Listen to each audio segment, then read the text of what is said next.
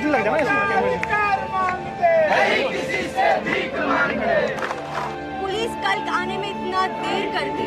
Police आने के बाद भी हमें अभी तक बताया जा रहा है कि सिर्फ 3 लोगों का मृत्यु हुआ है। जिस घर से डोली उठनी थी, आज उस घर से अर्थी निकली। माँ बोली, मेरी बिटिया तो अफसर बनने दिल्ली गई थी, अब उसकी लाश घर आई है। गांव में हजारों नम आंखों के बीच होनहार बिटिया को अंतिम विदाई दी गई और बड़ी संख्या में लोगों ने करुणापूर्ण श्रद्धांजलि भी दी। जी हाँ, हम बात कर रहे हैं दिल्ली के राजेंद्र नगर में स्थित राव आईएएस इंस्टीट्यूट में हुए हादसे का शिकार होने वाली श्रेया यादव की।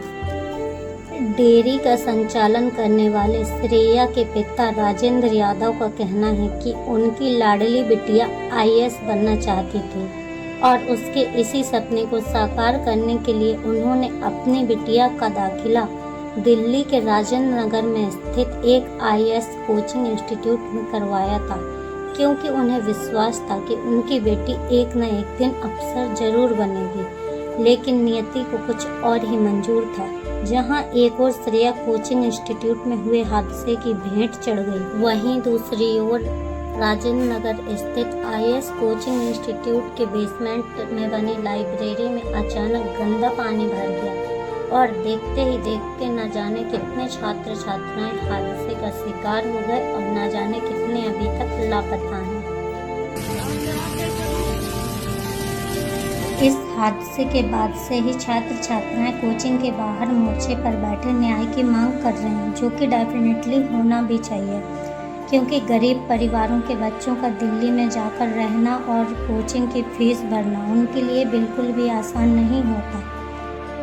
मुझे 4 साल हो गए यहाँ पे, मैं कोरोना टाइम से यहीं पे हूँ, ठीक है। और मतलब कि 4 साल में ऐसा मतलब कि पहली बार सुनने को आया, क्योंकि सर देखिए बरसात तो हर साल होती है, लेकिन इतनी प्रॉब्लम जो सीवर से इतने सेकंड में इतना पानी निकल के अचानक चले जाना, अब इसके पीछे आप किस किस की गलती करेंगे? मुझे मेरे हिसाब से जो मेरा मानना है, बेसमेंट में लाइब्रेरी होनी ही नहीं चाहिए, ये नियम है हर जगह। अब बेसमेंट में लाइब्रेरी होने की वजह से आप जनरली देखिएगा कहीं पे भी जाके बेसमेंट में लाइब्रेरी है, बिल्कुल नहीं होनी चाहिए। इलेक्ट्रिक मीटर्स में अगर कोई भी शॉर्ट सर्किट होगा, है ना, तो उसके बाद क्या है कि तुम आने का रास्ता तुम्हारा ब्लॉक हो जाएगा, क्योंकि बायोमेट्रिक्स गेट लगे हुए हैं सबके। अगर तुम्हारा आने का रास्ता ब्लॉक होगा तो तुम आ नहीं पाओगे, और जो बुक्स अंदर रखी हुई हैं वो शॉर्ट सर्किट से तुरंत जलेंगे, वो फायर एकदम से पकड़ेंगे। अगर वो फायर पकड़ना इंसान ना, स्टूडेंट कोई भी एक्सट्रीम नहीं सोचता कि डूब जाएंगे, तो अपना बुक कलेक्ट करने ही सोचता है कि आईपैड ले ले, बुक ले ले। इतने में एक ही एग्जिट गेट है और ये नई बिल्डिंग बनी है, इसमें भी नॉर्म्स फॉलो नहीं हो रहे। बिल्कुल, ये तो अभी 7 महीने 7 से 8 महीने पुरानी बिल्डिंग है। अगर इसमें 2 साल करीब हो गए बनते आपने एक लाइब्रेरी पुरानी लाइब्रेरी आप विजिट करके जो बड़ी है, ये 2 महीने पहले कुछ फायर एग्जिट इसमें गेट नहीं है। अगर 7 से 8 महीने पुरानी में, तो आप पुरानी बिल्डिंग का हाल देख सकते हैं क्या हाल है। मैं लाइब्रेरी में अधिकतर बिल्डिंग ऐसी ही है। मैं एक लाइब्रेरी में बताऊँ, और ये क्या ना, एक बात और मैं आपको बताऊँ, यहाँ पे रूम रेंट इतना महंगा है कि कोई इंसान अफोर्ड कर नहीं सकता, उसे लाइब्रेरी लगानी ही पड़ेगी।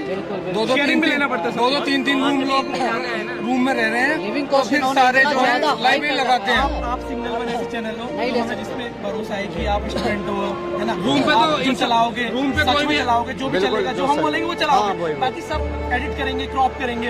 आप अकेले ऐसे चैनल हो, स्टूडेंट हो, जो हमारी यूपीएससी की बात को शेयर करेंगे। रूम जो हम आते हैं ना कोचिंग वाले, हम लोगों को ये पहले चाय पिलाएंगे, फिर जूस पिलाएंगे, एक बार फीस पे हमने कर दी ना, नेक्स्ट स्टार्ट होता है। मैं यहाँ उतरूंगा करोल बाग में, वहाँ डीलर मिलेगा मुझे।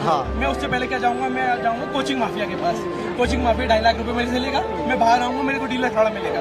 डीलर माफिया मेरे से 30 दिन का रेंट लेगा, 30 दिन का रेंट का जो मेरे लेगा, मैं रूम लूंगा 20,000 रुपए का, मैं लाइब्रेरी लगाऊंगा 3,000 रुपए की। यहाँ पे लिविंग कॉस्ट जो है मिनिमम 40,000 है, और वो भी तुम लग्जरी में नहीं रह रहे, बेसिक मिनिमम ह्यूमन राइट्स का वायलेशन है 40,000 खर्च करने के बाद।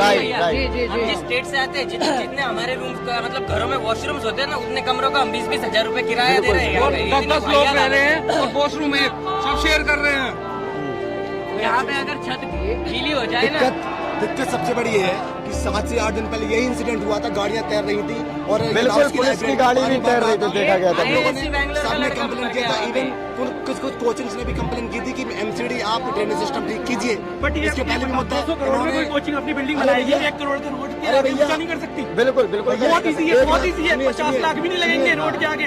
अगर मैं ऊंचा करूंगा अपनी बिल्डिंग के आगे 50 लाख रुपए नहीं लगेंगे। 1 फ्लोर ऊपर ही बन जाता, वो मैं चला ऊपर नहीं बनाना, मेरे को अपनी रोड के आगे गेट में दीवार खड़ी कर दूंगा, 50 लाख रुपए नहीं लगेंगे। 200 करोड़ की तुम बिल्डिंग बनाओगे, शीशा लगाओगे तो 20 करोड़ का अपना अपने रेवेन्यू में से कुछ बच्चों के लिए कर दो, नहीं करोगे। अब आप लोग क्या चाहते हैं वैसे? दिल्ली यही एरिया हमारी वजह से चल रहा है। 1 लाख 1.5 लाख स्टूडेंट है, हम पैसा पे करते हैं 20,000 30,000 40,000 50,000 का महीना, तब आपकी दिल्ली की इकोनॉमी चल रही है। आप हमें बेसिक फैसिलिटी नहीं दे पा रहे, आप ड्रेनेज सिस्टम नहीं दे पा रहे। ये केबल देख रहे हैं, एक लड़का भी साल बेसिक समस्या क्या है? एक तो पानी चीजें आप हम लोग को दे नहीं पा रहे। बारिश से पानी आ रहा है, ठीक है, वो हमें मतलब फ्लड कर देगा। दूसरा उसके बाद अगर पानी बंद होगा, बारिश बंद होगी, उसके बाद इलेक्ट्रिक मीटर है जो हमारी स्टेट्स पे लगे हुए हैं। जी बिल्कुल। मैं अगर इलेक्ट्रिक मीटर में शॉर्ट सर्किट होगा तो मैं चढ़ नहीं पाऊंगा। मुखर्जी नगर में यही हुआ था पिछली बार जब आग लगी आज कूदे थे बच्चे। हाँ, यहाँ मैं वो मीटर में मैं रह रहा हूँ, शॉर्ट 15,000 रुपए दे रहा हूँ रेंट का। रूम का बहुत छोटा रूम है, ठीक है, उसमें मेरे स्टेट्स पे 8 मीटर लगे हुए हैं। हाँ। 8 मीटर में अगर 2 में भी आग लगती है, सब में चलेगा। मेरे रूम में बुक्स रखी हैं, मेरी बुक्स चलेंगी। मेरे जो रूम जो ओनर है उसने मेरी छत का गेट बंद कर रखा है, ताला लगा के, क्योंकि छत पे बच्चे ना बच्चे जाएं। जना अब ठीक है, हम लोग मैं कहाँ जाऊंगा, मैं कहाँ भागूंगा?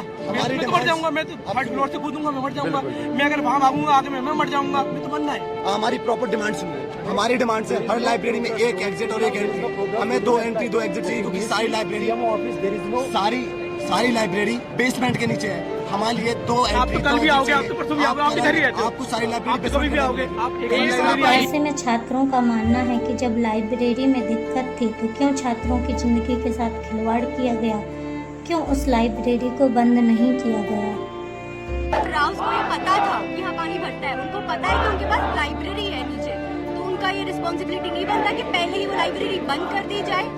पुलिस कल आने में इतना देर कर दी, पुलिस आने के बाद भी हमें अभी तक बताया जा रहा है कि सिर्फ 3 लोगों का मृत्यु हुआ है।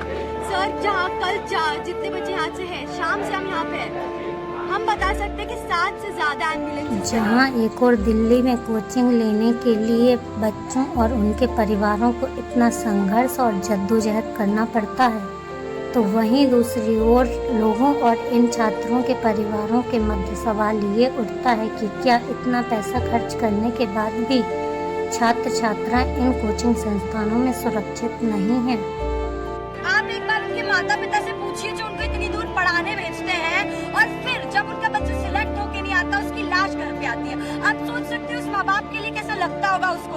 आज यहाँ 2 लाख रुपए खर्च करके कैसे माँ बाप भेजते हैं। मुझे पता है, मेरे माँ बाप ने मुझे पढ़ने भेजा, तो मुझे पता है कि कितनी मुश्किल से माँ बाप बच्चों को पढ़ने भेजते हैं। उसके बाद यहाँ ऐसी मौत हो जाती है और दिल्ली प्रशासन कुछ नहीं करता है। और जो कोचिंग माफिया है वो निरंतर ये काम करते हैं, बच्चों को लूटते हैं। बात कोचिंग की नहीं है, यहाँ आप देखेंगे, यहाँ आप अगर रेंट देखेंगे तो यहाँ 15,000 से कमरा शुरू होता है, जो एक माचिस की डिब्बी बराबर कमरा है। आप बताइए, जहाँ मतलब बच्चों को प्रॉपर लूटा जा रहा है। आज जब ये मुद्दा खड़ा हुआ है तो ये सिर्फ इस बात पे खत्म नहीं होना चाहिए। एक भी ऑनर यहाँ नहीं है और एक भी कोचिंग माफिया यहाँ नहीं है, कोई। मुखर्जी नगर में फायर इंसिडेंट हुआ था, उसके बाद में दिल्ली सरकार ने कुछ नहीं किया। मुखर्जी नगर में फायर इंसिडेंट हुआ था, आपको पता है, सबने कवर किया होगा। उसके बाद भी कुछ नहीं हुआ, यहाँ पे कोई भी कुछ नहीं हुआ। यहाँ पे जो पुलिस वाले हैं वो भी ओनर से मिले हुए हैं।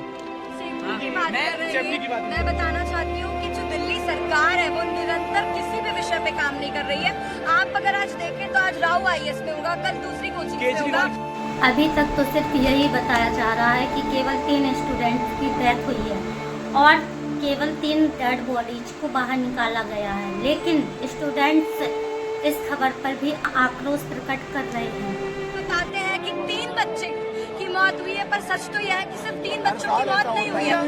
पुलिस आने के बाद भी हमें अभी तक बताया जा रहा है कि सिर्फ 3 लोगों का मृत्यु हुआ है। सर, जहाँ कल जितने बच्चे यहाँ से हैं, शाम से हम यहाँ पे हैं, हम बता सकते हैं कि 7 से ज्यादा एम्बुलेंसेस गए। माता पिता बहुत उम्मीद के साथ अपने बच्चों को बाहर पढ़ने भेजते हैं कि एक दिन उनका बच्चा उनका नाम रोशन करेगा, श्रेया भी अपने सपने की ओर अग्रसर हो रही थी, लेकिन जब श्रेया की मौत की खबर आई तो सभी परिवारजनों में कोहराम मच गया।